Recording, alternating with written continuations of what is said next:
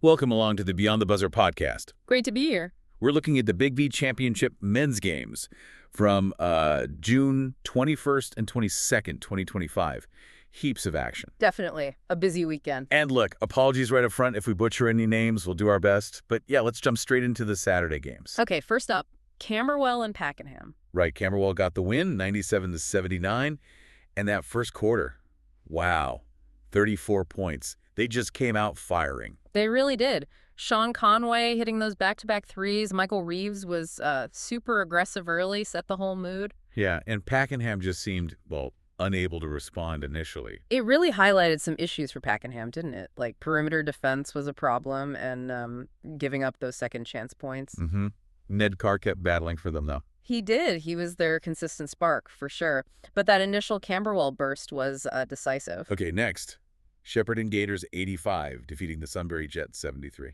This one started close, 22-all after the first quarter. But then, boom, Shepparton just exploded in the second. A 26-8 run that really flipped the whole game. Yeah, Joshua York-Fraser was incredible for the Gators. Scored from everywhere, just put on a clinic. Cooper Kirkman brought huge energy, too. Absolutely. And for Sunbury, well, that second quarter was tough. Turnovers piled up. Their offense just looked stagnant. Couldn't adapt, maybe. Seems like it. Shepparton raised the intensity, and Sunbury didn't really have an answer right then. All right, let's talk Keysborough and RMIT. Keysborough took that one, 114-88. Another strong start here. Keysborough dropped 29 in the first. And they just kept going, over 27 points in every quarter. That's a pretty impressive consistency. It really is. What stood out to me was their rebounding. Gerard Newby, Daniel Steen, Benjamin Okotin, they dominated the glass. Controlled the paint. Totally. And RMIT, they just struggled with that interior presence, both defensively and on the boards. Keysborough exploited it. Then we had Hume City versus Melbourne University. Quite a margin here, 125-92 for Hume. Yeah, this was basically over by halftime. Hume City came out absolutely blazing. 31 in the first, then a massive 37 in the second quarter, 68-37 at the half. Just relentless. Jameer Moultrie really set the defensive tone early for Hume, and His Matusha was lights out from deep.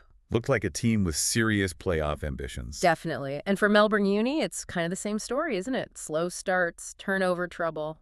Things they need to fix. Okay, last one from Saturday. McKinnon beating Wyndham 114-86. McKinnon looks sharp, especially in that first half. 33 points in the first quarter and another 33 in the second. Junior Garbra and Shannon Fowler were leading the charge. And look at Wyndham in that second quarter, just 15 points. Their offense completely dried up. Big momentum shift. It really showed McKinnon's depth and their discipline. They look like a genuine top team, very controlled. Right. Let's shift gears to Sunday, June 22nd. Shepparton played again, this time against Wyndham. And another strong performance from Shepparton. They won 103-77. Seemed like they picked up right where they left off Saturday. Controlled the pace, and again, that second quarter was huge, 33 points. Yeah, for Wyndham, back-to-back tough losses. It felt like maybe a lack of focus or, issues with their rotations across the weekend. Or Shepparton looked really confident. Exactly. Cooper O'Neill, Jalen Roseman leading the way. They look like a team that knows their game plan and executes it well.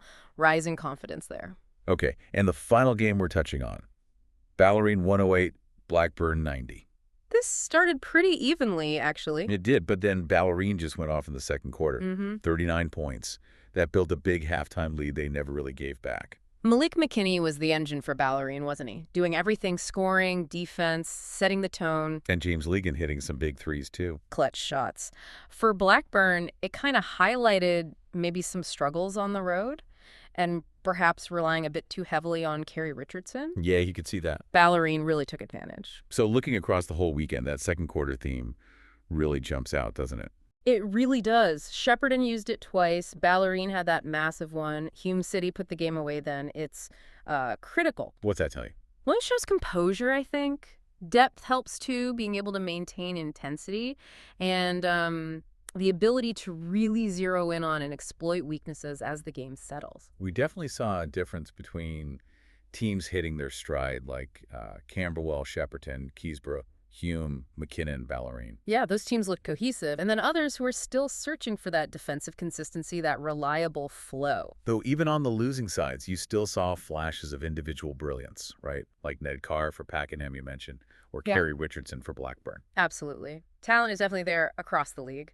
But the common issues for the struggling teams this weekend: turnovers, often at bad times, Yeah. slow defensive rotations, and not converting those second chance points. Fundamentals, really. Pretty much. Those seem to be the key areas needing focus for quite a few teams right now. Well, that wraps up our look at the weekend's action. Thanks, everyone, for listening to the Beyond the Buzzer podcast. Thanks for tuning in. So, here's something to think about.